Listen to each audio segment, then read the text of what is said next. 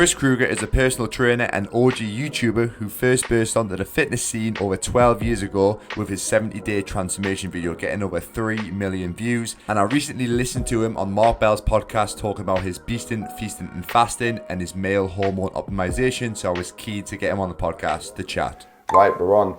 Yes, people, welcome back to Process. Today we are joined by a man all the way from the other side of the earth, as they say, all the way from the States, Mr. Chris Kruger.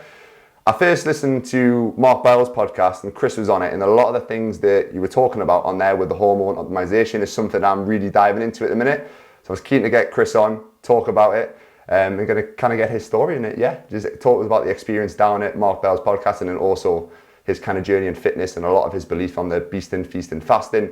So yeah, Chris, welcome to the podcast, mate. Thank you very much, Brendan. No problem at all. Introduce yourself briefly in terms of your story into fitness and when the whole kind of beasting, feasting, fasting came about. When did that idea come to you? That's actually a long story, so it's a very direct me as you need to. Yeah. So growing up, and I'm 39 now. So when I was growing up, you still had the He-Man action figure, and He-Man is freaking jacked, right? And that's, and you also had the original Superman movies with Christopher Reeves, not as jacked, but still this tremendous masculine power doing good in the world. And I think a lot of boys growing up in the, I was 6 in 1990. So growing up 80s, 90s is all kids want to be like a superhero. You want to be He-Man or Superman or Batman and, use all your strength and power to do good in the world.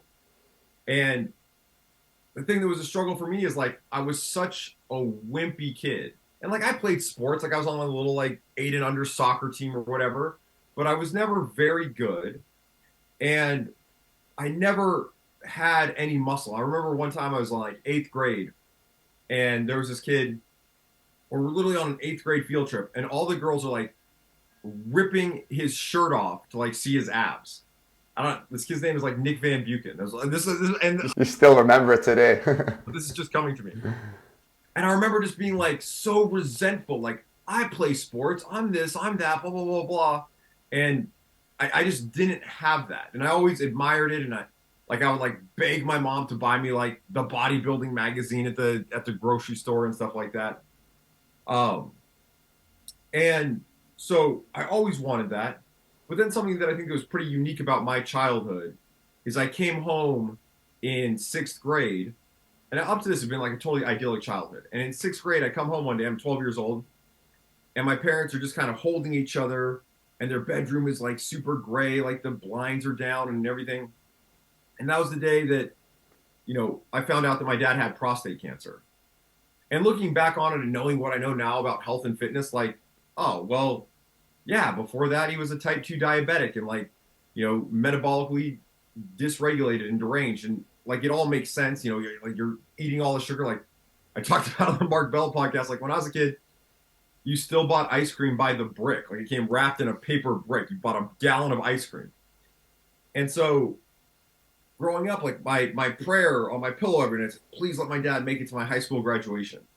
And so, yeah, I always wanted to be lean, be a star athlete, whatever. But always on my mind was how do you actually put the health with the fitness, right? There's so much health and fitness that is neither, right? It's only about projecting an image, right? I've got awesome abs and huge arms and, powerful legs. And, you look at on the bodybuilding stage, these are people that have literally taken themselves to death's doorstep to look a certain way, and they're not healthy. So that was always my thing is marry the health to the fitness, right?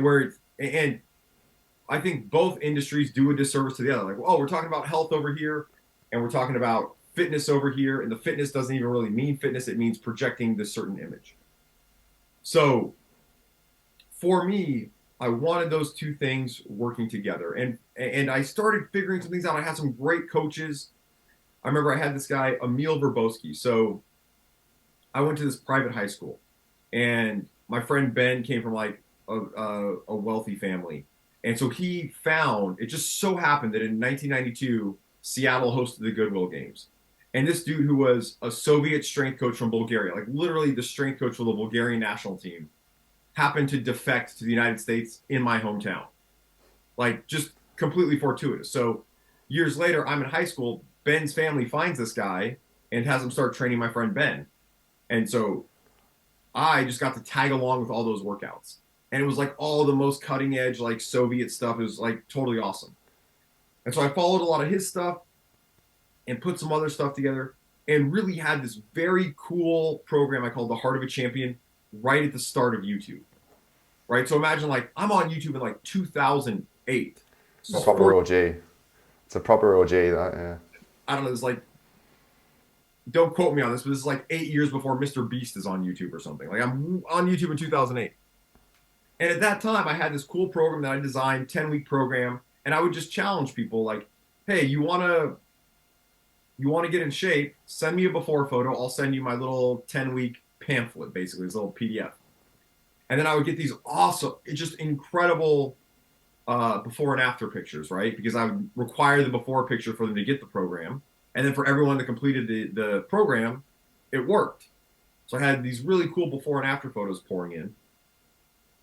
And then one of the things that happened at that time is I took a job coaching college football, so American tackle football, with the pigskin and the brown ball that is shaped like an oval. So just so we know what we're talking about.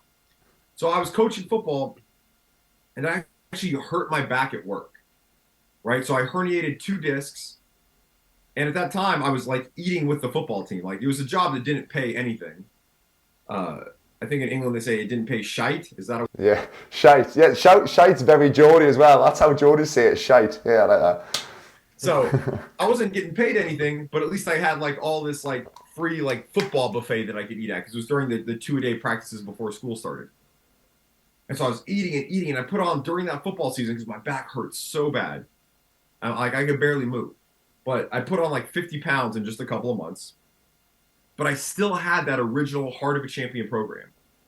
And so I went through and I made it nicer and I elaborated on it. But then as soon as my back was healed, and this was literally, I had Thanksgiving dinner, I went home, had Thanksgiving dinner at my mom's house. So my dad had already passed away by then, like actually died of prostate cancer. But I went home for Thanksgiving with my mom. And on Black Friday, so that's the day after Thanksgiving. So Thanksgiving in the States, always a Thursday in November, and then there's Black Friday is the day after it. So on Black Friday, that's like my week 0. Black Friday, that Saturday, that Sunday, I'm like getting it together. I'm taking my before photos. I'm taking my pre-fitness test. And then on that Monday, so I guess we call it Cyber Monday. I don't know if anyone still calls it that. But that Monday, I started doing the same program that I'd already been sending to everyone else. And I do just a little documentation like every day. I'm just like, hey, day 1, Heart of a Champion program. Day 2, day 3. And so by Super Bowl Sunday, which is, depending on the year, but it's like 10 weeks away, I was like back to shredded, got my abs back, got my life back. And then I really made one of the first viral transformation, viral fitness videos ever on YouTube. So it's my original 70-day transformation. So I'd already been sending this program out to people. I had already gotten amazing results for myself. Like I have photos from before I hurt my back where I'm like 8-pack, abs, biceps, like the whole thing. But went up to 253 pounds and then back down to 205 in 10 weeks.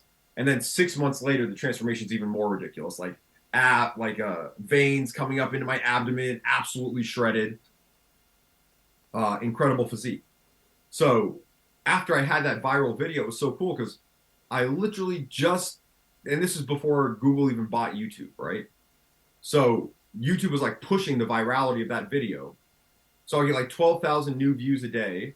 And then I just put my program up for like, online for like $50. And every morning I wake up, 12,000 people saw the video, this many people bought the program. I could go play basketball. I could go swimming. And I could do whatever I wanted all day because everyone was finding me on YouTube, going to get the program, getting great results, then emailing me incredible transformations. And so that was really great. Later, I got into coaching celebrities in Los Angeles.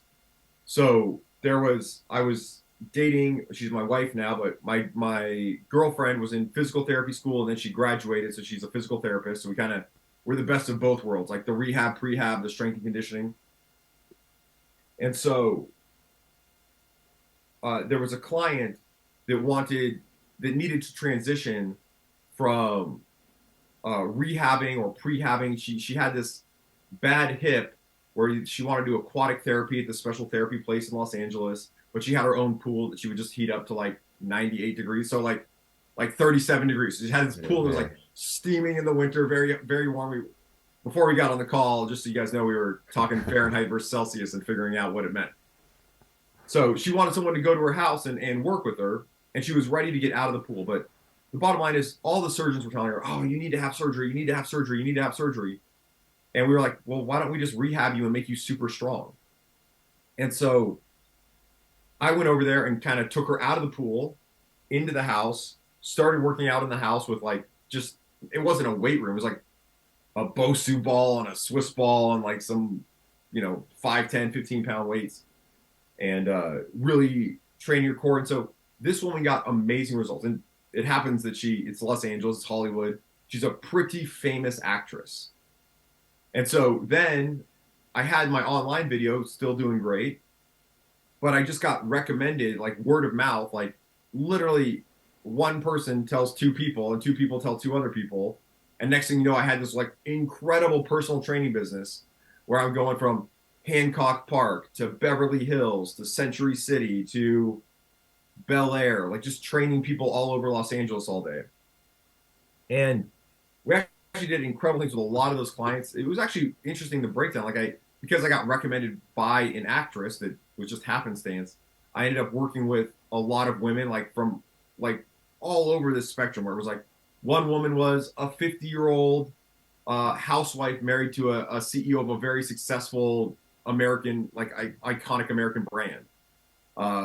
Actresses, female executives like at Netflix, female executives at other big companies.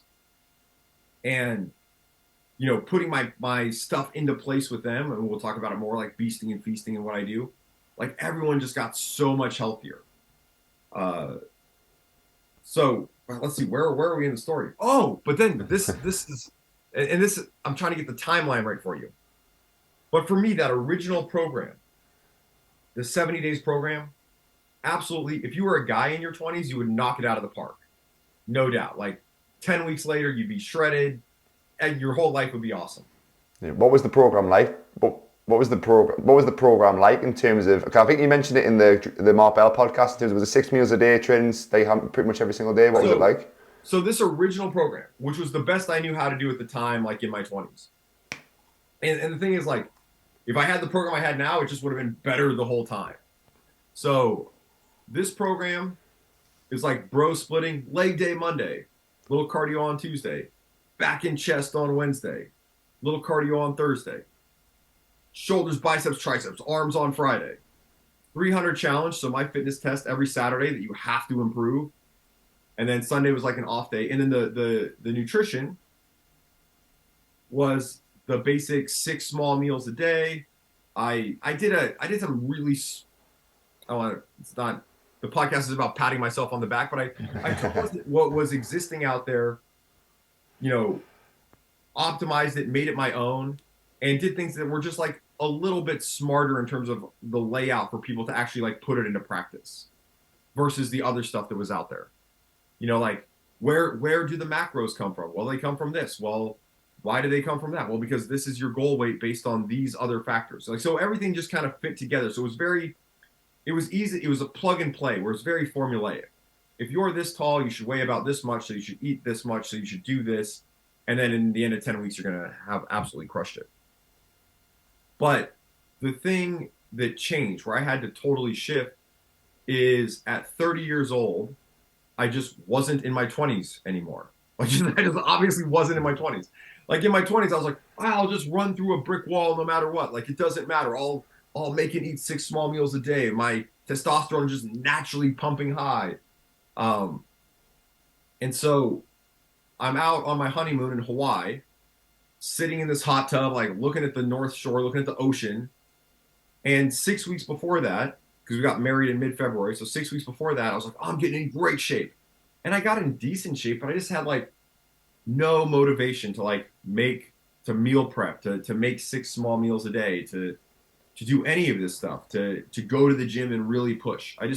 And looking back on it, and this is before everyone was on hormone replacement therapy and TRT, but it was just at the start when people were like, oh, do I have low T? So looking back, I was like, dude, I had all these symptoms of low T at like 30 years old. And it sucks. Like the world is just not as nice of a place. It's like literally colors are more vivid when your T is high, right? Like everything about life, like your pervasive optimism, the fact that working out feels good instead of like drudgery. You know, like that's one of the things that testosterone really does is it makes effort feel good. And so I sat in and I had this kind of, I call it my North Shore epiphany, where I'm like, dude, you know, I tracked all the calories. It's not a matter of what, it's a matter of how, right? And that's the Hunger Games is like, or we can call it the calorie game, right? It's what to do. Eat less, move more. Like that's a super simple equation. If that was plug and play, everyone would be shredded because everyone would just eat less and move more. It's so simple. But the question isn't what, like that's obvious. The question is how. And so when you are trying to eat less and move more, I say you're playing the Hunger Games, right? Because you eat less, drains your willpower. You move more, drains your willpower again. Then you got to eat less the next day. And it could be still the same amount as the day before, but you're continuing to eat less than you otherwise would. You're continuing to move more than you otherwise would. So you're always burning the candle at both ends, draining your willpower.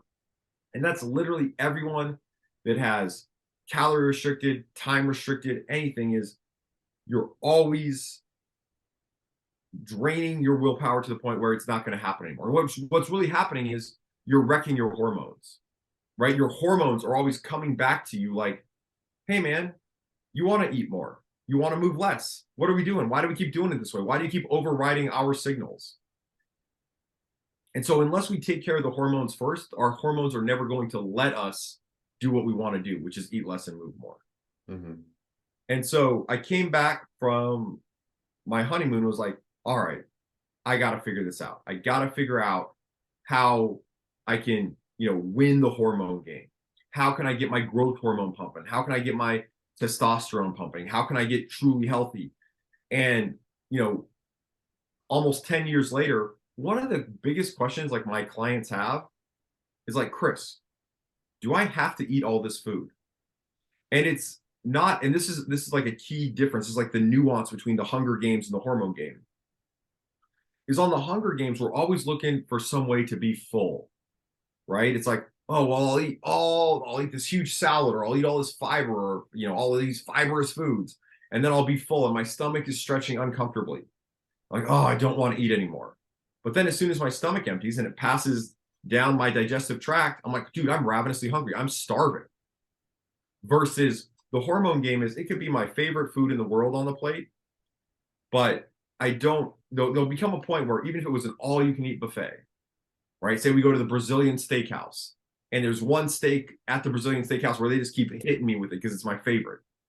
At some point, for everyone who's been to a Brazilian steakhouse, you have like the little coaster and it's green on one side and red on the other. Yeah, we've got them over here as well. You're flipping the red up, right? You're like, dude, I'm tapping out. I don't want any more. I can't eat anymore. I don't want it. And it's not usually because you're full. It's because you're not hungry, right? And so that is this key difference is instead of it being the stretch receptors of your stomach, it is now the hormone response from your brain. So you put out into your bloodstream, you've got all these amino acids that are like, oh, dude, we've got the full puzzle here. We can build stuff. We're ready to go. And so your brain triggers leptin, shuts off the ghrelin. You're like, I'm not hungry. And so what you're able to do then is complete this beautiful virtuous cycle of beast and feast and fast. So I never have a pre-workout meal. I never have any pre-workout nutrition at all because everything that your body needs is already there if you had the right feast, if you had the right meal the day before. Okay, so people, you might not feel super energetic. Like you might arrive at the gym or for your workout or whatever you're doing and be like, you know what, I'm dragging a little bit. But the thing is, in addition to the dials that we change on beasting, feasting, and fasting, is you also just have the big switch on your nervous system. So if you are parasympathetic, right, you're just like, I'm kind of in rest and digest mode, I'm kind of in chill mode, and you've been fasting for a while, maybe you don't feel super energetic, but it's your choice to flip that switch to the sympathetic nervous system, to sport mode, to fight, flight. What's the other one? Fight, flight. What do you got, Luna? Where you have the ability, all you have to do is warm up, right? Like if you start doing jumping jacks, if you start doing high knees, if you start doing nice, easy sprints, sprint down 25 yards, 25 meters. Yes, still got yards. Yeah. Sprint down 25 yards at 60%. Sprint back at 65%. By the time you work yourself to where you're doing 95% sprints, you're breaking a sweat, you're in your sympathetic nervous system. And what that does is it triggers your liver to be like, we got all this sugar and we got all this stored glycogen. Well, let's convert that stored glycogen in our liver back to glucose in the bloodstream. So it's like you just flip this switch, and now that's your pre-workout drink, right? That's your Gatorade. That's your, I don't know, Red Bull, that is the pre-workout. And so what that allows you to do is now you're burning through all the sugar that you already ate yesterday and you already stored yesterday, instead of the sugar that you're drinking from your Gatorade that you just popped open, right? It's always and this is for everyone getting shredded, looking great, feeling great, being great, it's how do I burn the calories that are already stored, whether they're stored in your fat tissue or they're stored in your muscle tissue as glycogen and your liver as glycogen. How do you burn what's already been stored? Or for ladies, I like to say, ladies, we got to burn the fat from your hips before we burn the fat from your lips, right? Like we don't want to be putting in more. I'm going to go to the workout and I'm going to go do my workout and burn 500 calories. Yeah, but you just drank 400 calories of Gatorade during your workout. Like you've made no progress. And depending on how stupid your workout was, you triggered the cortisol, the stress, and you triggered the ghrelin, the hunger, so that the rest of the day you overeat. And it was like, I'm kind of hopping around on the timeline here, but there's a time where we had moved out to the desert where I live now. So we moved like 2 hours east of Los Angeles. And we were thinking about like, oh, well, do we want to move back to LA? So I took a job at like literally the most posh gym in the US. So it's Equinox, which is the very fancy, very expensive gyms. And I was at their destination location, Century City. And so everyone's got their Rolls Royce and the valet out front. But these super alpha type guys, like big shot lawyers and everything that are at the big law firms in Los Angeles come in and they do like an hour of hard charging cardio on the elliptical. And they come in Monday through Friday. And every week they look imperceptibly worse. Like you can't really see that they look worse, but they're worse. But when you add being a little bit worse every week from your stupid workout, that triggers the hormones, because that's what they're trying to do. They're trying to win the Hunger Games. They're like, I'm going to go in first thing in the morning, 6 a.m. I'm going to burn 1,000 calories crushing it on the elliptical. Well, guess what? All you did was trigger stress and hunger, and then you overeat 1,010 calories the rest of the day. So your whole year, you're off by 10 calories a day. Or really, it's probably more like 100 calories a day. So you're off by 100 calories a day. Guess what? You gain 10 pounds a year. You gain 10 pounds a year for a decade, you're 50 pounds overweight. But it happens so slowly and so insidiously that nobody ever saw it, right? It's imperceptible. Mm-hmm. But at the same time, they never get results. So it's like you're working so hard. If you think 50 weeks a year in the gym, so 5 days a week, 250 hours at the gym, and you're just a little tiny bit worse that you can barely see. Versus, oh, I send you to the gym for 10 weeks on my program. Or at Equinox, I became the #1 trainer in the world within 5 months just because I would only sell the biggest program and everybody wanted to work with me. I think I told this story on Mark Bell. I was like, yeah, dude, my whole advertising was I would pick a locker as far from the sauna as possible. take my clothes off, wrap a towel, walk to the sauna, and everyone in the locker room will be like, damn. Because I'm the guy with the better than Brad Pitt Fight Club physique. I've got more muscle. I'm just as lean or leaner. I've got an 8-pack all the time. The veins are creeping up into my abdomen. I've got bigger arms than everybody but the bodybuilder guy at the gym. And so they come into the sauna and they're like, dude, what do you do? And I was like, well, I beast, feast, and fast. I win the hormone game. This is how I do it. Oh, can I work with you? Well, I don't know. My schedule's pretty busy. Right? Like I'm booked. Like I'm honestly in high demand. I'm the #1 Equinox trainer in the world. So yeah, I think we've kind of skipped around and maybe hit all parts of my fitness story. Mm-hmm. There's a couple interesting things that I'm really excited to work on now, but I don't know if they're germane to your podcast. So where do you want to go from here? I want to talk about a bit more like the hormone side of things. Obviously, with the fasting, I think people are probably interested in finding out how because it's 1 meal a day you're only having, isn't it? So it totally depends on the person. So for me, depending on the situation, I might eat 1 meal a day, Mm-hmm. but there's other people where I'm like, dude, you need to eat 2 meals every single day. And there's some people where I'm gonna be like, you need to eat 3 meals a day, and it's this time, this time, and this time. So unfortunately, when I say beast, feast, and fast, is a lot of guys, if they're overweight, they're like, dude, I'm eating 1 meal a day. Oh, actually, forget that. I'm not going to eat any meals today. I'm not going to eat any meals for a week. And they just wreck themselves going too hard, too fast. So with the way I set it up to win the hormone game is it depends on the person and their goals, right? So like a big muscular guy where we don't need any more muscle mass, where we want to maintain or maybe slowly increase it. Like for me, 1 meal a day is very easy. Like as a dad, getting stuff done, doing all the work I need to do, like 1 meal a day is super easy. But if I really wanted to gain muscle, I might be on 2 meals a day, right? And for me, I could switch them in and out. It wouldn't really matter. There's some people that should absolutely be at 2 meals a day. And then there's other people where it might be 3 meals a day, and we might talk about the window. It's not really intermittent fasting, but we want to make sure that generally I want one fast to be at least 14 hours. And that's for like man, woman, or child. We don't want to eat right before bed. There's no need for a bedtime snack. So you have a few hours before bed. You wake up. You might have a few hours first thing in the morning. You might work out first thing in the morning, fasted, and then you would eat your first meal. So it really depends. 3, 2, or 1. But the real thing is like get rid of the snacking. And that's what I hate about intermittent fasting. And there's been some studies now where they've done the meta-analysis. They're like, oh, well, it seems like intermittent fasting really isn't better compared to other forms of calorie restriction, yada, yada, yada. And it really depends on what you're doing, right? Like if your idea of intermittent fasting is I wait till 10 o'clock at night and then I just like pig out on anything until midnight, like your fasting sucks. Like it's terrible. Yeah.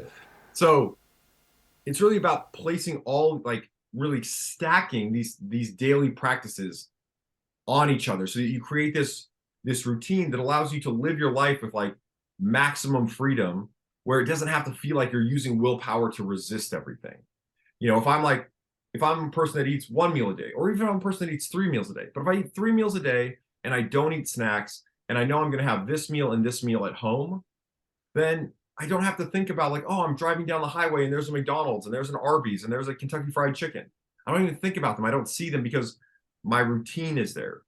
And this is something I talk with my clients about all the time is like, you're going to have 24 hours in a day, right? So right now, where most clients start, this is the transformation journey that we need to get to, is you start and it feels like you're stuck in a rut.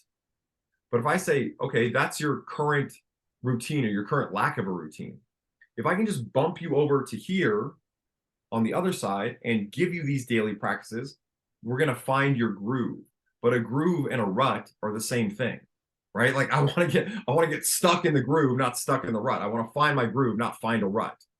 But it's the same thing. It's just a matter of allocating your 24 hours towards a routine that is helpful for you. And so these things like, and it can be certain foods. Is this food healthy or unhealthy? Should I be fasting this long or this long? Should I be eating this many meals or this many meals? It's all for the person. It's not that anything is good and evil or right and wrong. It's for that person. Is it more helpful or less helpful? So like everything exists on that continuum, more helpful, less helpful. And then there's also optimal. And then there's also efficient, right? Like I might do, and the other thing is optimal, efficient, and then also maximal.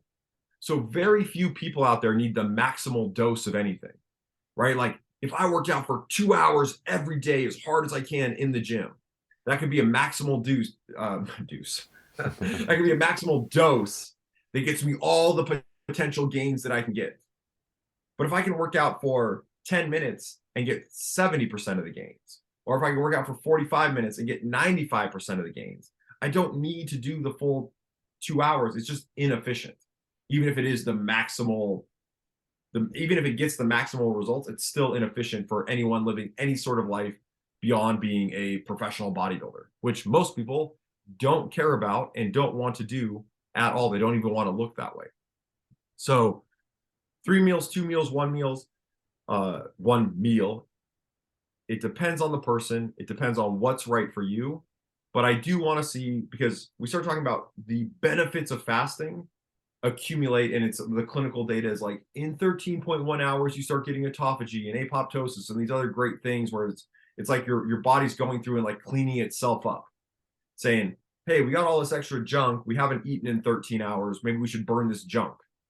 So as long as we take that overnight fast to 14 hours, it's better for your sleep. It's better for your circadian rhythm. It's literally better for everything. So we do that, and then you're left with this 10-hour window. So the question is, do you have 3 meals, no snacks in that 10-hour window, 2 meals, no snacks in that 10-hour window, or just 1 meal in that window?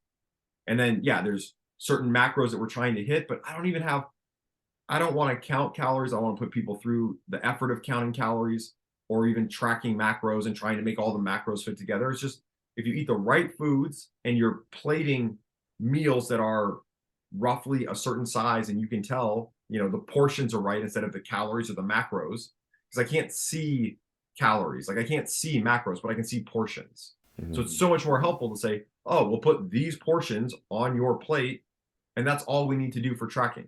So it's, are we going to put everything on one plate at one point of the day, or everything on 2 plates at 2 different times, or everything on 3 plates at 3 different times? Like it's that simple. And it's just a matter of knowing what's right for that person. Mm-hmm. I think 100%. I think you'll kind of find out, because I know with the fasting thing, I know if I haven't eaten enough the day before, because my training, I feel a little bit more lethargic, my training isn't there. I know I've seen Rich Froden's talked about it when he started to fast, and he's like, I know that I'm having eaten enough the day before, because my training, I'm kind of in the morning, I feel a little bit more like lower, like almost like you're lower on like glycogen for your energy sources. You can kind of tell. And then also the other way around, if you eat too much, you kind of, what it's like, your digestion's not great, your sleep's interrupted. Once you get that balance, it's just like you talk about trying to find a routine. I think that fasting, having that sort of window, gives you a routine to also know that you don't even have to think about food in the 14 hours outside of that 10-hour window. You can just focus on work, focus on whatever other things, and be like, right, once I've hit that 10-hour window, I've got my meal 1 at this time, meal 2 roughly at this time, and then it gives you structure. I think that's what the great thing about fasting is. It's more just structure in your day.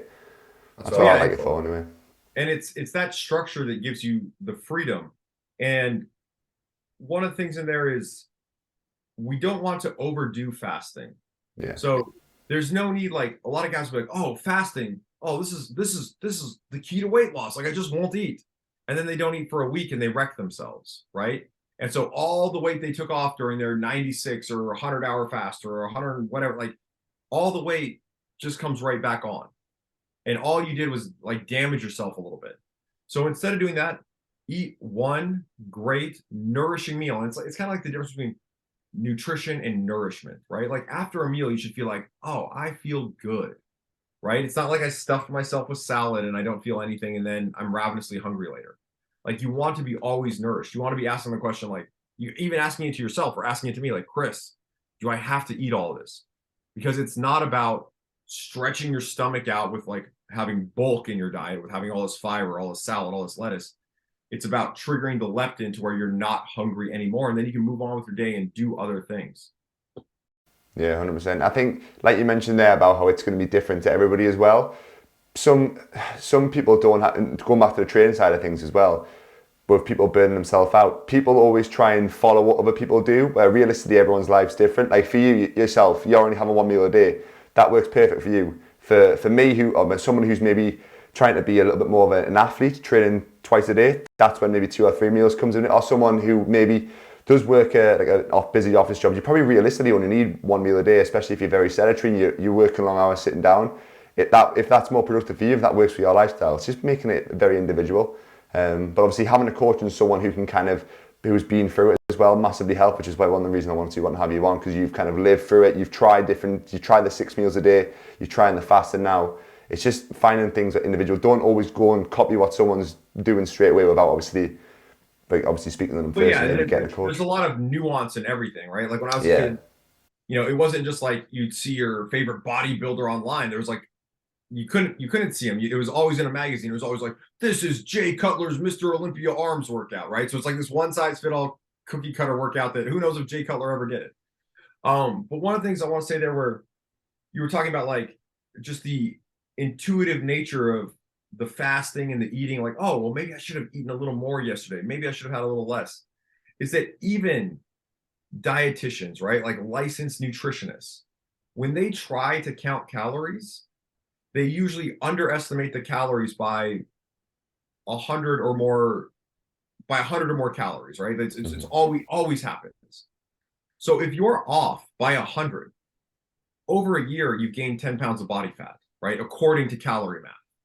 So if even the professionals at dietitians can't get the count right, then what chance do you have? The only way is to do it intuitively. And one of the things I have all my clients do is they weigh in every single morning.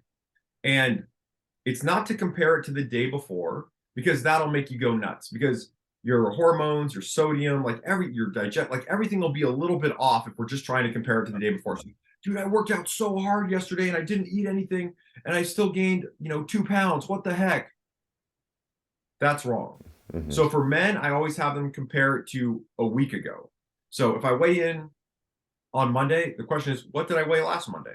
Am I moving in the right direction? And for women, I do it 4 weeks ago. And this is like, adult women, premenopause, perimenopause, menopausal, postmenopausal, always compare it 4 weeks ago. And then as long as you are trending, whether you're a man comparing it to a week ago or you're a woman comparing it to 4 weeks ago, is as long as you're trending in the right direction, you're doing the right stuff. But if you're trying to track everything and enter everything on your little calendar, your little app every day, and you never weigh yourself, but all you did was weigh your food and try to count your food, it makes no sense at all, because the count on your food will always be off. But the number on the scale, as long as we're comparing it far enough back, not to yesterday, but to a week ago or 4 weeks ago, always tells the truth. And that's why my fitness test that I actually care about. So you can do powerlifting, it's like 3 things. You can do triathlon, it's 3 things. You can have any fitness test that you want to choose to be your fitness test. But for my fitness test, everything is relative strength. And this is actually something I joked with Chris Bell before I went up to the gym in Sacramento. Is I was like, I was texting. I was like, yeah, Chris, I'll make sure that I wear a t-shirt for the first time this year, because I usually just wear tank tops, right? So I'll wear a t-shirt for the first time this year, because I know at super training they have this rule that unless you've benched 405 in a competition, you can't wear a tank top in the gym. You can't go sleeveless, which is like a good rule. I like it. But I texted Chris about it, and he goes, yeah, man, we don't enforce that rule because it's just a bunch of fat guys wearing tank tops, right? Because you get to a powerlifting competition, you bench 405, but you weigh 415. Yeah. What have you done? Like you haven't even benched your body weight. And so the fitness test that I care about, just like I'm saying, I want to weigh in on the scale every day and compare it to the right thing. Week over week, I want you to take the same exact boring fitness test and just make sure that we're progressing it. So anyone that still needs to go through their transformation journey, their hero's journey, write this personal legend of, I used to be like this, and then I changed. I didn't just change, because change implies that you can change back, right? Like, and this, I get on people about this. Like, we don't need a season of change. Like P90X, the X stands for extreme. For 90 days, I'm doing this extreme thing, but you're not going to be extreme the rest of your life, right? So then you just, over the next 3 seasons of that year, you just change back. So instead of having a season of change and then changing back, I want people to have a year of transformation from which they never turn back, right? So we don't have to do it fast. consistency in whatever your approach is always beats intensity. And that's why I changed it to beasting, feasting, and fasting, to the hormone game. Is no matter how intense you want to be with your 6 small meals a day and tracking all your macros and counting and doing more cardio, is you're probably not going to do that for the rest of your life. But I can sure do these 3 things every day. I can work out, I can eat a delicious, nourishing meal, and then I can fast until bedtime, or I can fast until my second meal, right? I can do that every day. But only the top end fitness influencers, and some of these we know are all fake natties and yada, yada, yada. Only the top end fitness influencers are going to have the motivation, the dedication, and the monetary reward for really sticking tight on this 6 small meals a day, macros, count everything, get out my food scale everywhere I go, never go out to eat. Like, those are the only people that are realistically going to line their life up to do that level of intensity forever. So if we throttle back the intensity, we make it about the hormones instead of about the calories, and we do a couple simple things every day, that's when we get the consistency where we can last a year. Like most people, especially in the US, nobody from Thanksgiving through Christmas to New Year's, nobody does anything, right? No one starts anything new. No one tries anything hard. Everyone's just like, and it doesn't, like, it could be in business. Like no like sales guys like, oh, I got to make so many more sales the last 6 weeks of the year. They're just like, phone it in. That's a 2023 problem, right? Mm-hmm. So everyone waits for their New Year's resolution, except they go out late on New Year's, they get drunk. New Year's is a holiday. So the second week of January, they get to the gym finally, and then they're out of the gym by Valentine's Day because they went in way too hard.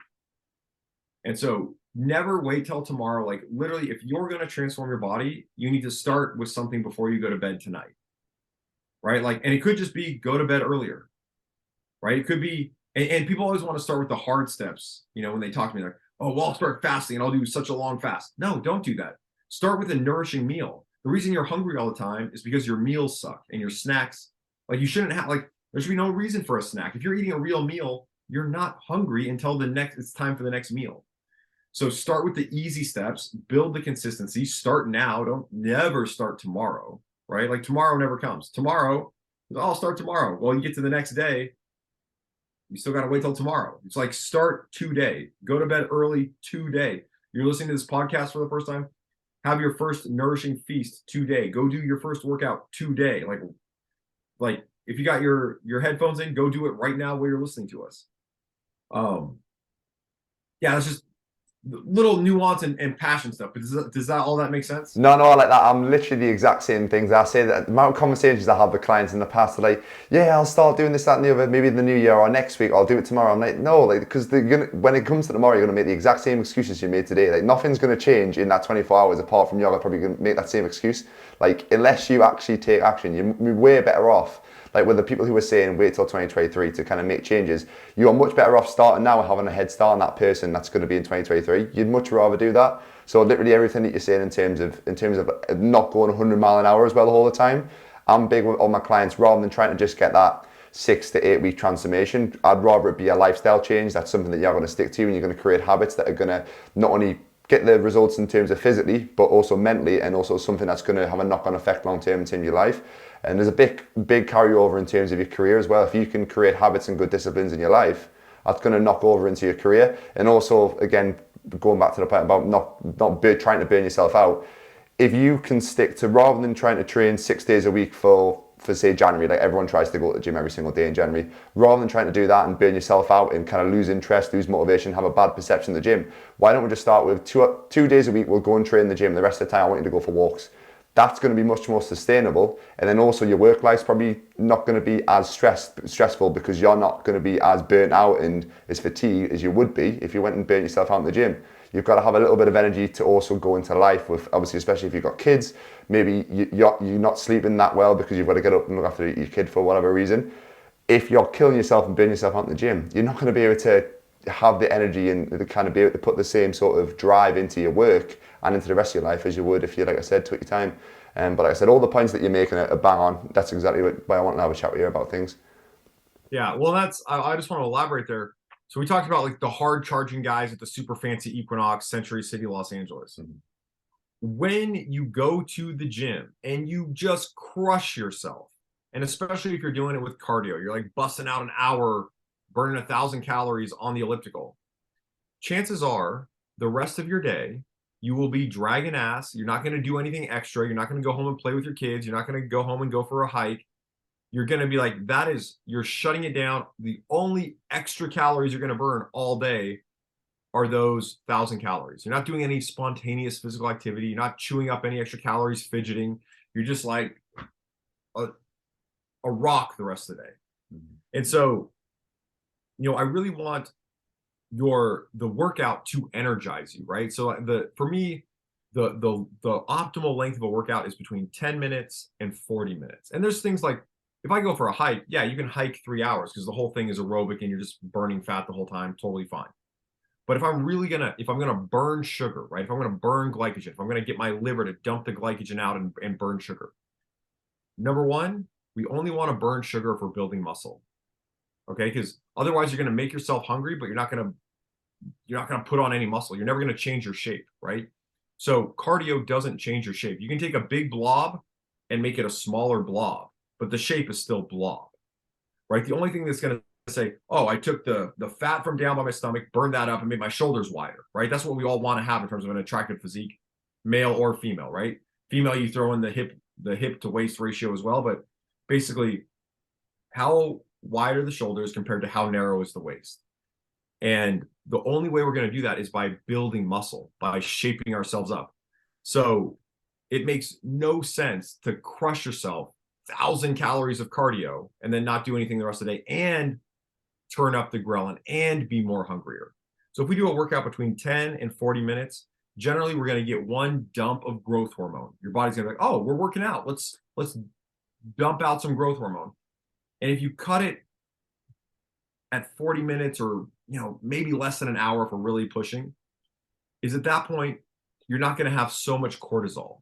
So at some point, your body's always going to be like, oh, well, this workout is really getting kind of stressful. I'd like to stop, but if we're not going to stop, I'm going to dump some cortisol in there. So you're just making yourself more stressed, more hungry, etc.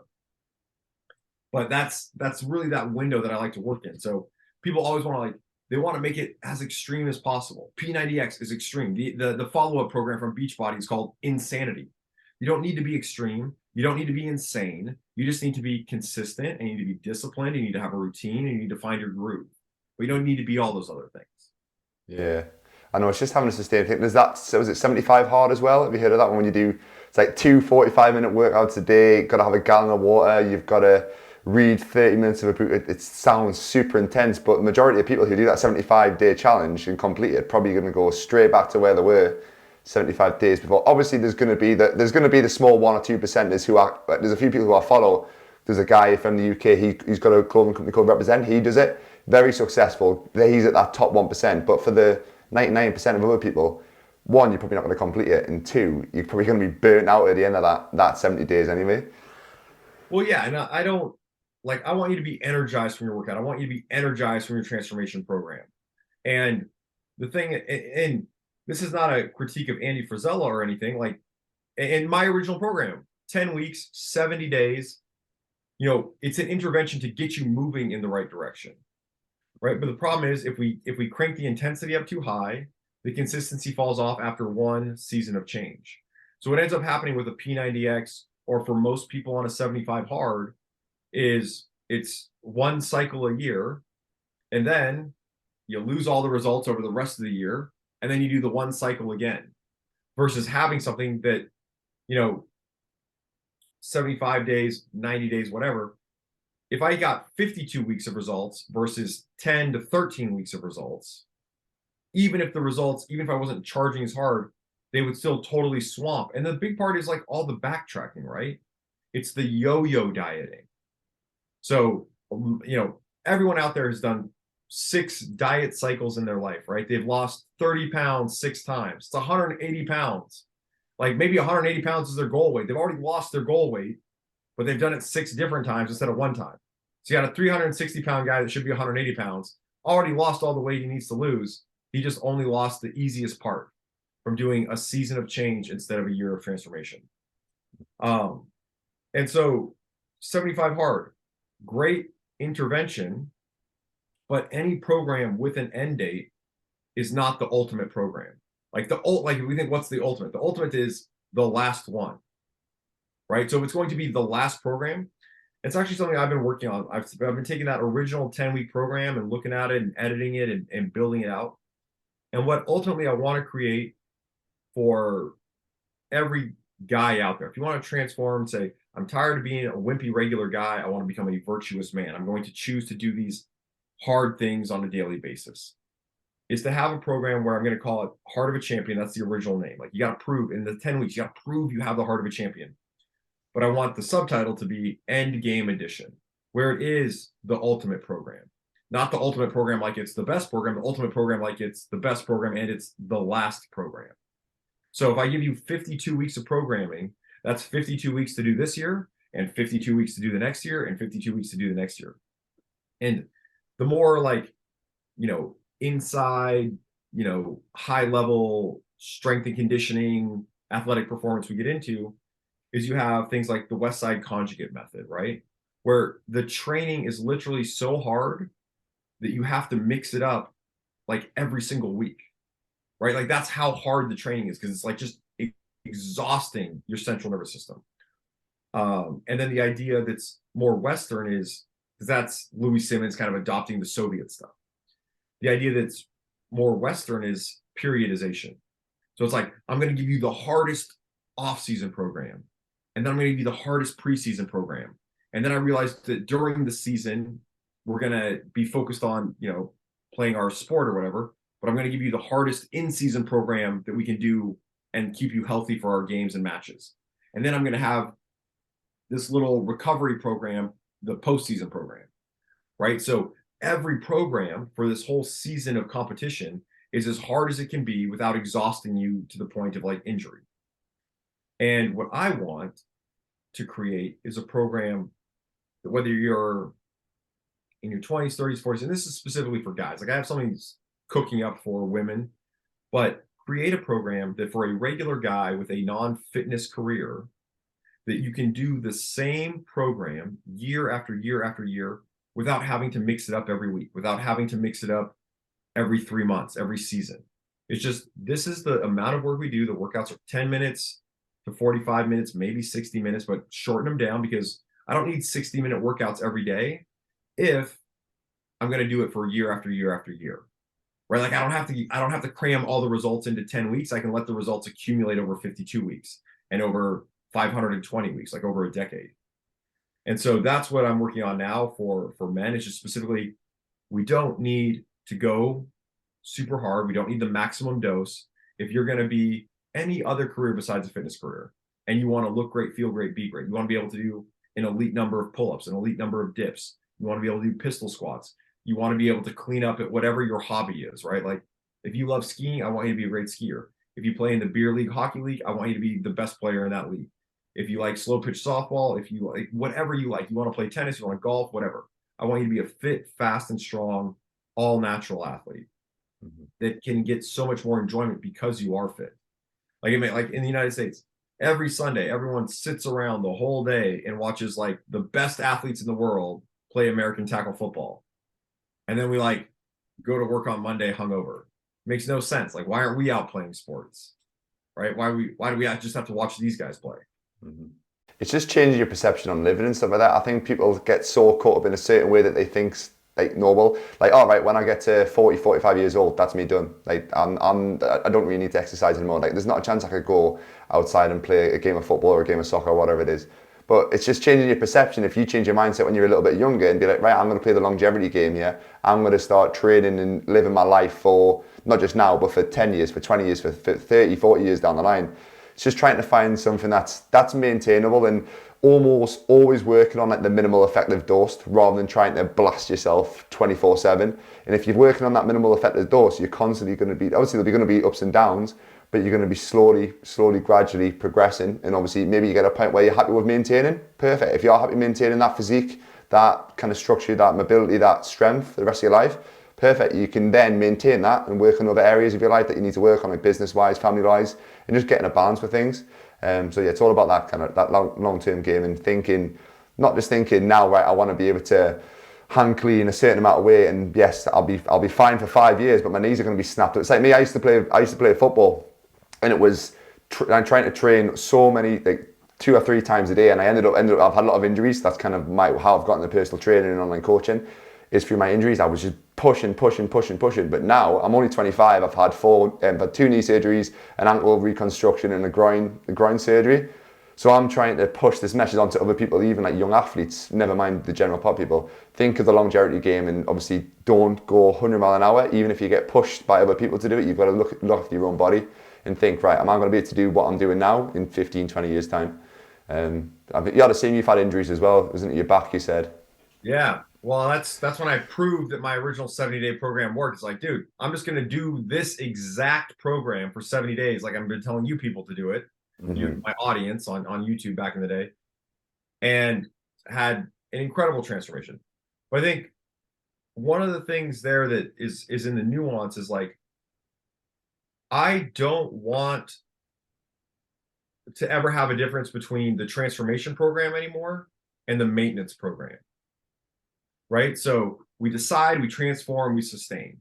And when we decide, we're choosing a specific ideal to work towards. And that's something I like to elaborate on. Okay, based on your height, it should be about this body weight, obviously muscular, lean, etc. So we have an ideal that we're training for. We're going to transform. That transformation should become your new standard. So right, one of the whole keys of like self-improvement everywhere is just raising your standards. So if you're fat, sick, weak, tired, out of shape, not feeling well, there is an ideal that is lean, muscular, strong, energetic, powerful, looks great, feels great. So once you achieve that, it has to become the standard by which you then judge yourself. So like my fitness test, if I know that every single Saturday morning, I got to go out of my backyard and I have to do a single set of 20 chin-ups. And if I ever have a set where I only can do 19, then I need to like get my butt in gear, hit it harder. But what I'm saying is the transformation program, because it's not too intense, should be the same as the maintenance program, right? If we just say like the end game, the long game, the ultimate program is 52 weeks where it's not a lot of big fluctuations. It's just, hey, I got to get up and I got to punch the ticket today. Like I got to check this box. So I got to check the box on my 40-minute workout every single day. And that's it. So it's not, I'm going to steadily improve to near my potential, my genetic potential. And then I'm going to maintain that genetic potential because I'm going to keep doing the same thing that got me there.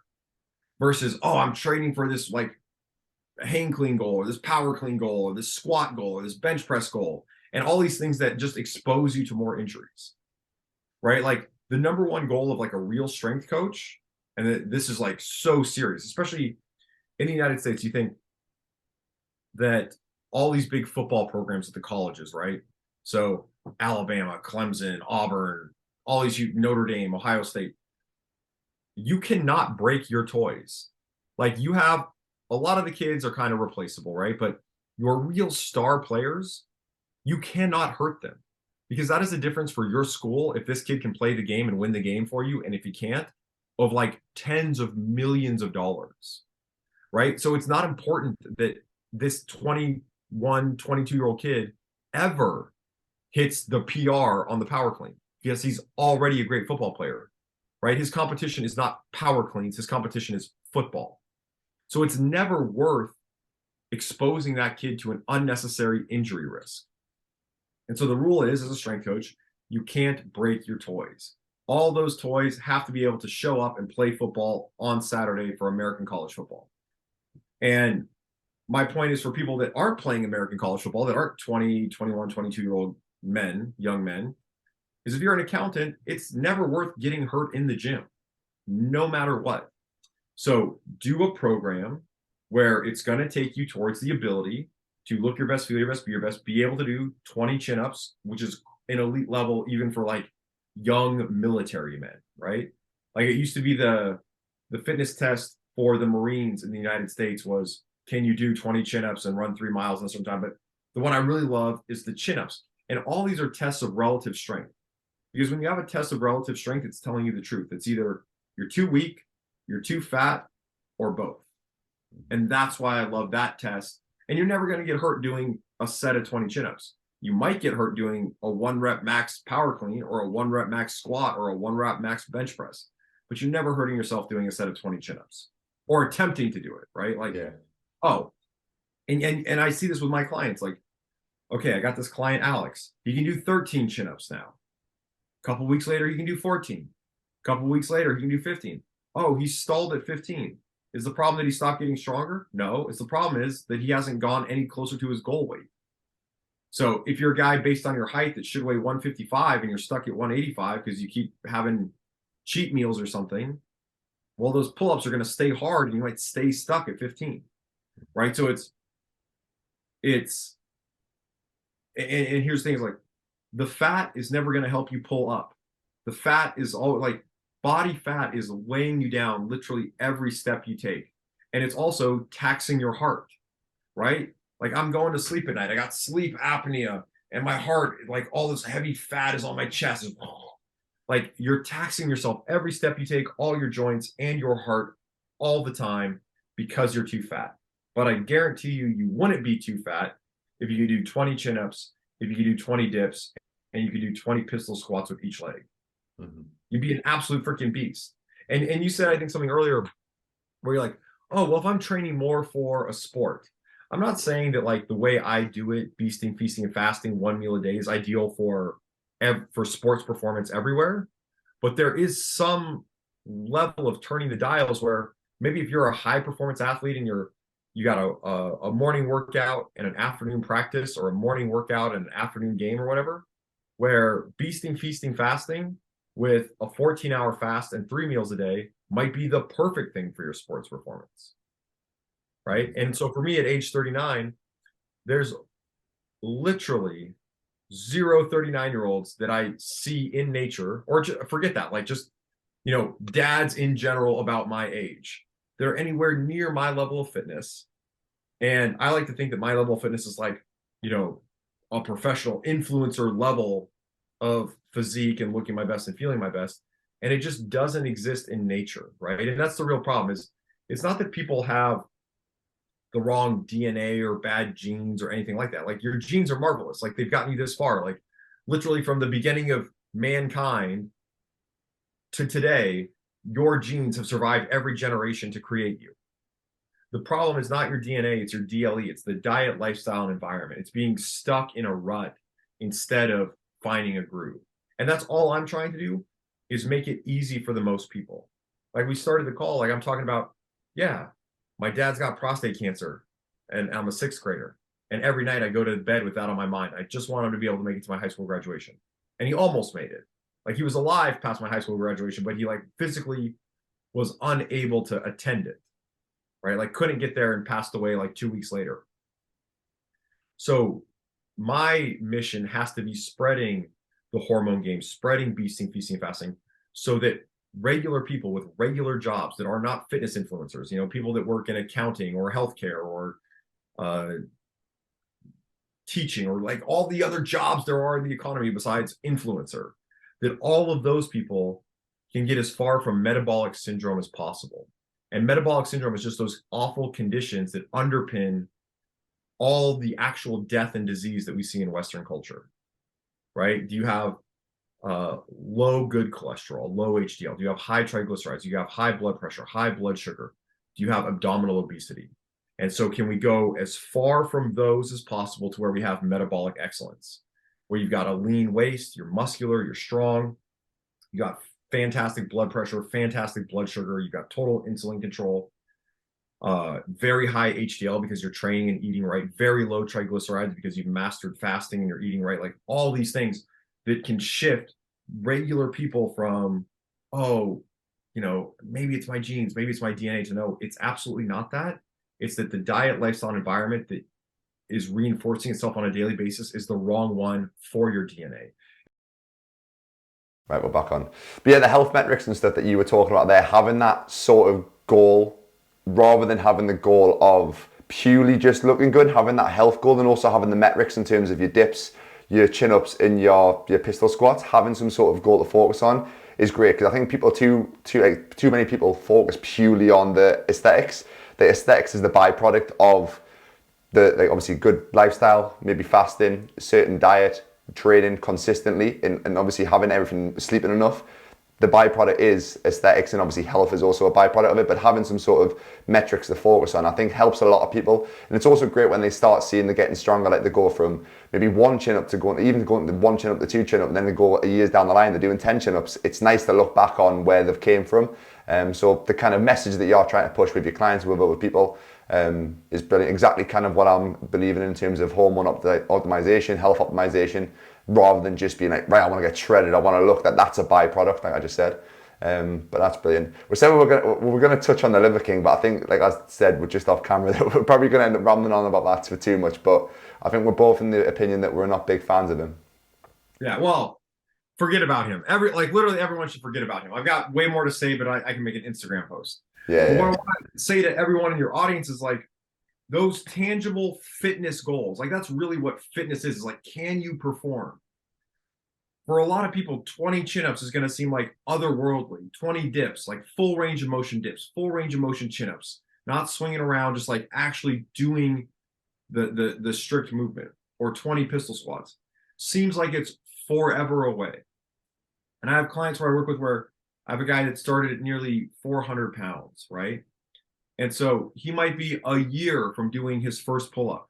So if you think like a year of 0, 0, 0, 0, 0, like 52 zeros in a row, but eventually you get one, right? And that's the beauty of having this tangible fitness test that you can do every week, is once you can do one, well, a week later, you can probably do two, right? Like, and a lot of people, they can't imagine in their minds actually having this like Brad Pitt Fight Club physique, or being lean and muscular, having this Cristiano Ronaldo physique.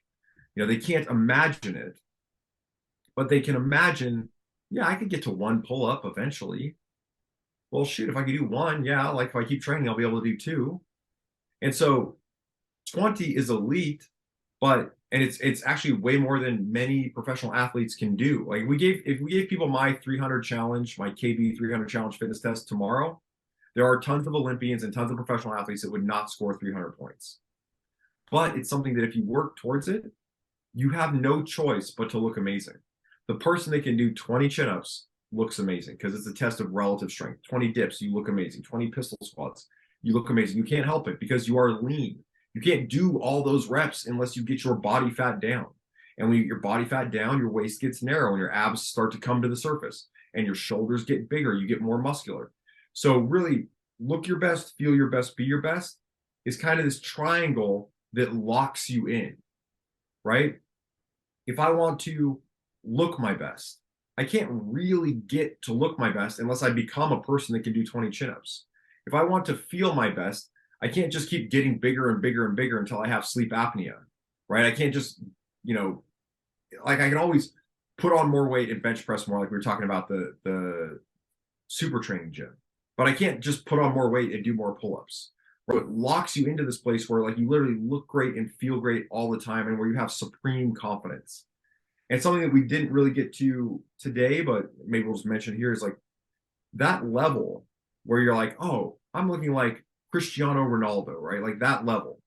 Not where I'm like excessively big, where I can't even play soccer or football anymore because I'm just too like big and clumsy and bodybuildery. But like that level is where you are literally at your most attractive, right? There's this thing that I call the Conan paradox, where if you just keep getting bigger and bigger and bigger, like a steroided out bodybuilder, like Arnold Schwarzenegger and Conan, eventually the only people that are impressed by your physique, and I agree that it's impressive, but the only people that you're going to attract are like the young guy sycophants in the gym. They're like, oh, I want to be a big bodybuilder too. Please, sir, tell me your secrets. Versus being this like lean, muscular, athletic, where it looks like there's not a lot of difference between the physique of a Cristiano Ronaldo and a Rafa Nadal, right? Like incredible athletes, the best athletes in the world, but they're not too, or even like someone from the UFC. If you look at like Conor McGregor when he was fighting at 145, right? Like he looked like death on the scale, but he shows up in the octagon the next night. He's ripped. He looks strong. He looks super powerful. So there's this body mass index range that we can identify for your height, but like that's where you are supremely athletic for almost every sport that people care about. And yeah, there are sports like powerlifting where, yeah, you could just get bigger, or, we can call bodybuilding a sport and say like, oh, we just want to get bigger. But really it's this zone where you look your best, you feel your best, you are your best, that you actually start magnetically attracting people. And that's where when I am at that physique, right, which is most of the time, is I remember I was at a Dodger game, not this past season, but a couple seasons ago, where like I'm just at the baseball game and we're in the fan shop with my wife, and like some guy literally reaches out to me, dude, how did you get so fit? I'm like, dude, I'm just wearing a t-shirt. Like I can't even know how he can tell that I'm so fit. Like, yeah, maybe my arms fill out the t-shirt. But it's having that courage to reach out to me. But also, it doesn't take as much courage because I'm not like super jacked and beefy, right? Dude, I want to look like you. How do I do that? And that's where people hear this podcast and want to get in touch with me. Like, just reach out in my DMs. Like, I love people that have the courage. And like this guy that I'm talking about, like, literally has the courage to just reach out and touch me. Like, excuse me, dude, how do I look like that? And I love that. And I love helping people like that. So if anyone wants to reach out to me on Instagram or maybe at my email or whatever, fantastic. But yeah, there is a point where if we cross this line, we can be impressive, but we're no longer attractive. In fact, we cross this line from attractive to intimidating, where you're pulling people towards you versus pushing people away. And so that's like my vision of health and fitness. Not so big and so burly and so bulky that I'm actually becoming less healthy.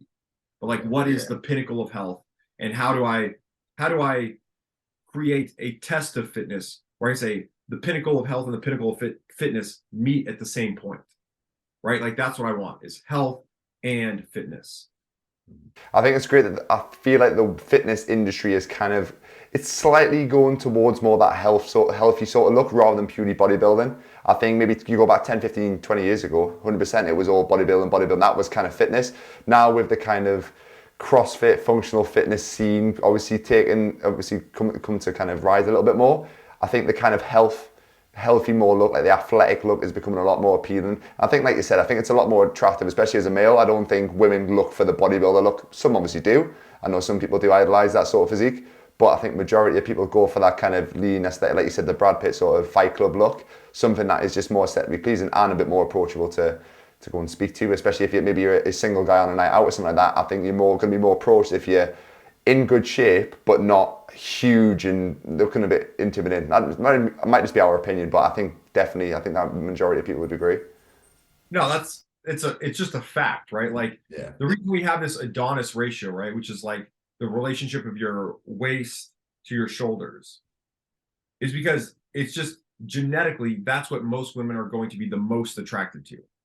Right. So if we're like, here's Conan the Barbarian, here's Brad Pitt Fight Club, or here's Conan the Barbarian, here's Cristiano Ronaldo, right? Like Cristiano Ronaldo and Brad Pitt, if we take it out to 100,000 women, win in a landslide. It might be 100,000 to 0. Like, yeah, there are some women that are like, oh yeah, that big beefy guy, but they're probably not even going to go talk to that guy. Yeah. Right. So to become magnetically attractive is about being fit like this. Yeah. And the amount of excess health that you have, like there's so many power lifter guys or big bodybuilder guys that are like suffering from sleep apnea, right? And like the only way they can even get that big is to be taking these artificial hormones. And then the only way they can maintain it is to keep taking the artificial hormones.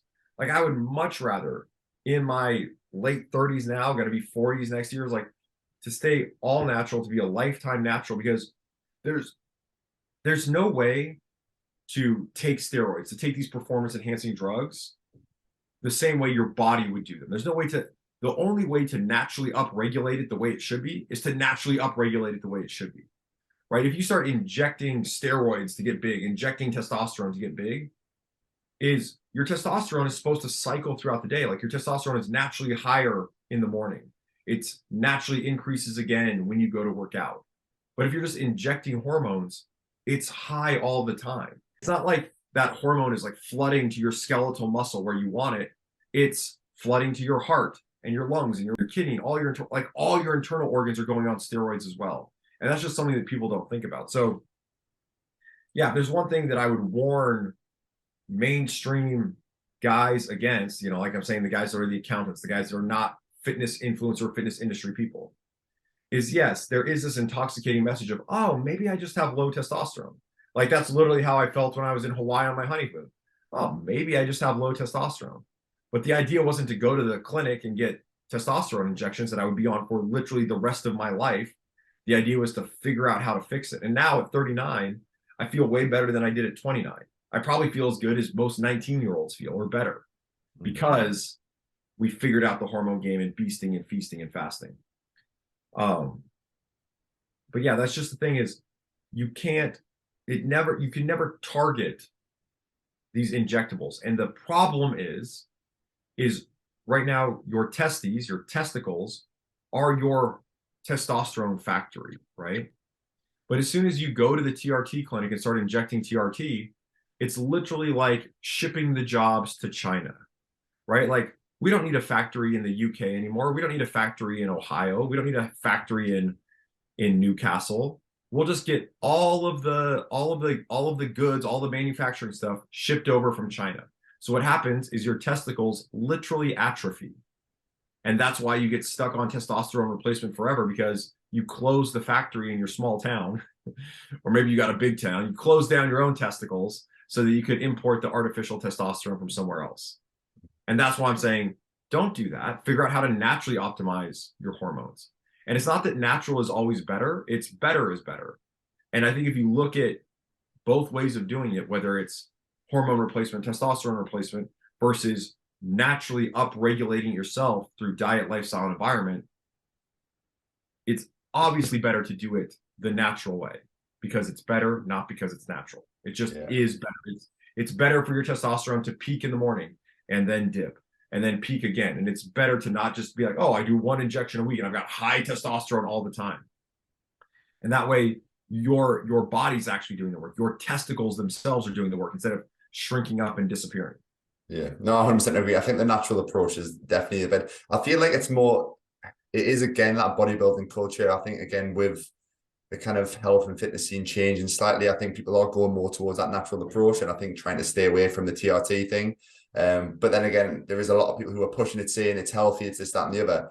Why go through the bother of doing all this other stuff? People are kind of looking for that red pill, that magical pill that's going to change the body fat, change the life, whatever it is, change your energy levels.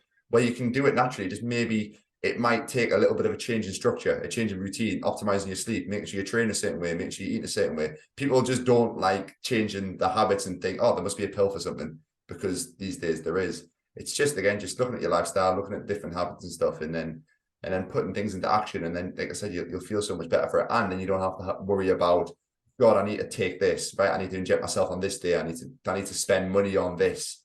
It's going to save you money. You're going to be a lot happier. And also there's no negative side effects to sleeping well, exercising well, and eating well. Yeah, 100%.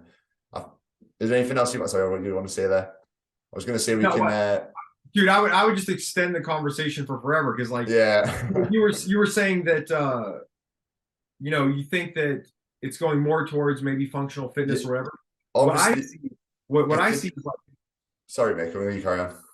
So what I see is like I have this guy that I work out at this little gym now, and the head trainer, fitness director there is an actual physique competitor.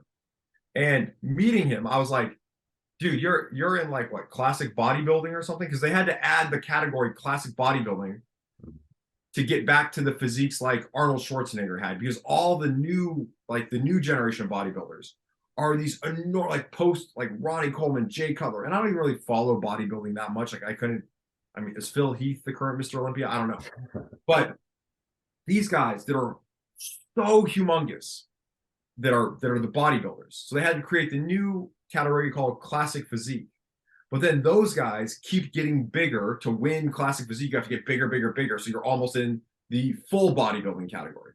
And then the guys in physique, which is not classic physique, but like just like the board shorts competition, have to get bigger, bigger, bigger to where they're almost classic physique. So this guy I'm talking to, that's the fitness director at the gym I go to, I'm like, to me, this dude is, and he's not tall like me, but he is jacked. And so he's training for a board short competition, like the men's physique competition. And to me, it's just crazy that every time you create the new category or whatever, everyone levels up within their category to where they're like knocking on the door of the next category. And it just seems like I would say there's problems with bodybuilding in the first place, where ultimately it's like a dog or pony show, right? Like, what's the difference between putting a dog on the leash at the American Kennel Club and like running it around, like, oh, this bitch won best in class. Look at the, everything about this dog. So I always want to be like, oh, well, what is the functional application for sports that people actually care about? Right? Like, I don't want to row 2,000 meters as hard as I can. And like, it just sucks. It sucks to do that. Yeah. But I want to play hockey or tennis or golf or all these other things that are beach volleyball, all these other things that are fun. And there's once you can do 20 chin-ups, doing 21 chin-ups is great. Doing 22 chin-ups is great. Doing 23 chin-ups is great. But once you can do 20 chin-ups, your life probably doesn't get any better by being able to do one more. Right? Whereas if we're in a bodybuilding competition, we always want to be bigger. If we're in a powerlifting competition, we always got to be stronger. So I'm saying, yeah, get to 20 chin-ups. Keep doing it every week. If you get to 21, great. If you get to 22, great. But then go out and live your life and do the stuff that's like actually fun. Like, go join the co-ed softball team or go play golf with your buddies and enjoy the fruits of your labor. Like, enjoy getting to put this fitness to use skiing or playing tennis versus I'm just obsessed because, and really it all comes down to men pursuing status, right? The reason we want to be the biggest guy in the gym is so that we have the status of the biggest guy in the gym. The reason we want to power lift more than our friends is so that we're the top dog, like we're the most alpha. And to me, it's just choosing. You get to choose where you pursue status, right? So you could pursue status as an entrepreneur and be like, well, how many more billions do I have to make to catch up to Elon Musk? Or, and there's really only three things for guys to ever, and I like drawing this distinction, like between regular guys and virtuous men, right? Like, we should all be aspiring to be virtuous men. But there's really only three things, right? It's wealth, health, and relationships. So if we can focus and make sure, you don't have to be as wealthy as Elon Musk. You don't have to have, Cristiano Ronaldo's health and fitness protocol program dialed in as hard as he does. And for your relationship, you don't have to have the happiest marriage to the most gorgeous supermodel, right? Like, but you need to at least check the boxes in these categories to have a life well lived, right? Like, that's what takes you from, and this will sound harsh, but that's what takes you from like, oh, I'm kind of being a loser. And not that I'm trying to call you a loser, but just like, I kind of feel like a loser. Like, I got a great career, so wealth is checked off. My wife is pretty supportive and we've got great kids, so that's pretty checked off. But you know what, dude, I'm 40 pounds overweight. And every time I look in the mirror, I feel like shit. Well, I feel like shit all the time, but I especially feel like shit when I have to look at it. Right? So like, if you're ever failing in one of those categories, make that your top priority. And then once you have all those to a level that you would say is satisfactory, you can consider cranking them up more, or you can get a hobby, right? Like, after you get your fitness so high, I've got a six-pack, I do 20 chin-ups, my pistol squats are great. My wife, my family were good. I'm making X number of dollars, which is way more than I ever need. Then be like, dude, I'm gonna get really good at tennis. Oh, dude, I'm gonna take my family on ski vacations, right? Where and honestly, I think if we're talking about like modern day social media status, hungry, whatever, like, you're going to impress way more people taking your beautiful family to ski in the Alps than you ever are going to go from like, oh, I squatted 700 in my last competition and now I'm squatting 705. No one's going to give a shit about that because they don't care about that. Yeah, your buddies in the gym, your powerlifting buddies are going to care, but mostly people are going to be like, damn, they're in the Alps for Christmas? That's amazing. That's so great. Look, they all look so happy. Yeah. So yeah, it's choosing, it's checking these boxes and then choosing where you're going to go deeper. Yeah, but literally exactly what you're saying there. I think people do try and compare themselves too much. You see a lot of people, like bodybuilders especially, posting like, right, I got 200 kilogram bench press today, blah, blah, blah. But like, realistically, who cares apart from bodybuilders? Exactly what you're saying. Everybody else in life are like, for example, you're a coach, you're a personal trainer. If you're constantly posting content of you lifting more than like 5 kilograms more than you did 2 months ago, your clients realistically aren't going to relate to that unless they are fellow bodybuilders or fellow powerlifters. If you're just a PT who's trying to train general pop clients, then they're not going to be massively, they're going to be impressed by it, but that's not going to be relative to them. Their goals are, I want to be able to move a certain way. I want to be able to play with my grandkids in 10 years' time, whatever it is. Posting and post content is going to help people rather than just constantly posting about yourself. I think, like you said, it's all down to egos at the end of the day. But yeah, again, having that sort of focus on yourself that's going to be not just looking a certain way, but having a thing that's going to affect your lifestyle is definitely the kind of best way to go. Should we wrap up with these last 3 questions? Did you see the end Q&A part that I put down at the bottom? Yeah, I did see them. Let's do it. Right, first one. So quick fire, no pressure. 3 people that you would like to invite round for dinner or go for a coffee with. Pretty much, who would you like to have on a podcast? The dream podcast. Oh, 3 people I would invite for a podcast. Yeah. I misinterpreted this one. So like I saw in your emails like 3 people, like just 3 people that you have invited. And I'm also, 3 people that you would like. Yeah. So I'm saying like as a dad, like what my wife and I are always looking for is like a couple where we feel like they're like at least on our level, right? Like our kids play together well, and we want to invite you over for like our Christmas party or our Halloween party or whatever. Mm-hmm. And that's what I'm saying. Like wealth, health, and relationships. Obviously, the big relationships are with your family, but it is so great to go beyond that and be like, oh, well, here's a dad that's just like me, that's leveling himself up in these areas, and then always looking to create that local network. But yeah, if it's 3 people that I just want to like hang out with, pick their brain, get their time, I mean, I'll put you under pressure there, to be fair. No. So now it's great. Now it's great. I would say, and they don't all fit into like my view of fitness or how I would do things or whatever. I think Jordan Peterson is just so outstanding, right? Like the guy just tells the truth and gets like crucified for it. Yeah. But you would love to have time with Jordan Peterson. Ed Milet is another guy. And then I would say like I probably disagree with some of his fitness stuff, but just in terms of like his entrepreneurial mastermind super brain is Alex Hormozi. Mm-hmm.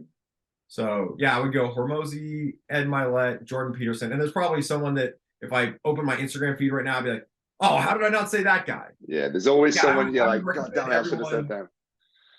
Yeah, I would recommend everyone like content from those 3 men that are clearly crushing it. And, you know, I think they crush it in different areas in different ways. But the message is ultimately the same. Like, you have to do the work, go do the work, improve yourself. And that's what we're all doing. What we all should be doing is leveling up and identifying what's important. Like, choose a target. You know, like wealth, health, and relationships. If anything else like doesn't fit into that thing, then I don't need to worry about that thing until I get really good at those 3, and then I can be like, oh, well, now I want a hobby, right? Or now I want some other outside pursuit. Yeah, no, I love that. Next one, 3 people you'd want to train with, or have you actually trained with any of the 3, like any big people? Obviously, Mark Bell. My training business was, I'm going from like executive producer of such and such to the guy that did this and that, and then actress that was in so-and-so's movie. So, and then for me, like actually wanting to like train with somebody. With somebody, yeah. Yeah, so training with someone is just someone that's like just a little ahead of your level. Right? Like that's where you're going to get the shine is when someone's just a little better than you. But for me, like I can do 20 chin-ups, I can do 20 pistol squats, I can do 20 dips. So for me, it's more about like helping others improve than, you know, being in it for myself. Because there's not like a training goal that like I need to pursue. Right? That's what I'm saying. It's Heart of a Champion Endgame, this thing that I'm working on now. It's the ultimate program. It's the last program you need to do. So yeah, I'm sure there's cool people all over the world where be like, oh yeah, well, let's go hit up the leg day together. Let's go hit up, you know, this day together. But when it come down to, it's not, I don't have any, I would say I don't have any fitness heroes, right? Like I really respect the Bell brothers. I mean, I saw Chris's movie when it first came out and I got to work out with him when I was up at Super Training doing the podcast. But yeah, there's no one where it's like, oh, dude, it would be so cool to train with him. Like, and honestly, like one of my greatest joys in life right now is I'm coaching my daughter's U8 AYSO soccer team.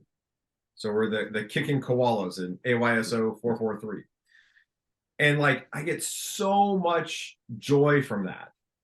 Where and growing up with someone that didn't really play soccer much after age 8 myself, like I probably want to be like, oh, I want to pick the brain of like some soccer guys and learn how to do more, soccer skills and drills and stuff. So yeah, there's no one in fitness where I'm like, oh, dude, it would be so cool to just get a lift in with that guy. It's not my thing, right? Like, who do I want to lift with? After this podcast wraps up, I'm going to hop in the car with my wife. We'll go to the little gym and we're going to work out.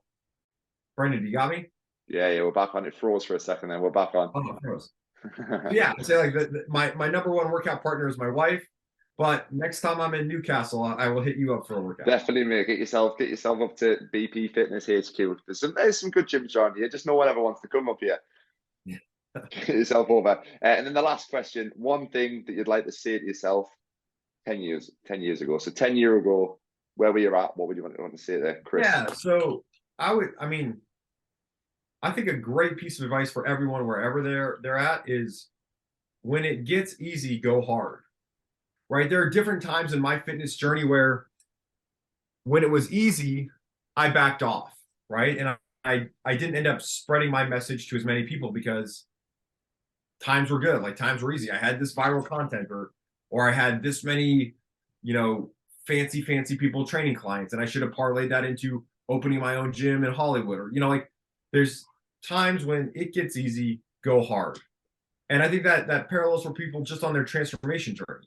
If you're a regular non-fitness influencer person, right? Like you're the accountant or the dad or whatever, is so often you're gonna have this part where it's like, oh man, I'm actually getting good at this stuff. I'm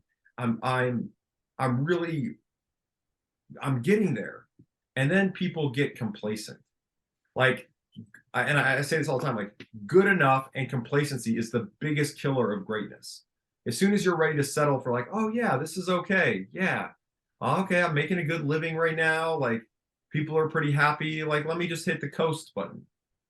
Is when you're tempted to coast, that's when you need to go harder than ever, because that's where the real breakthrough comes.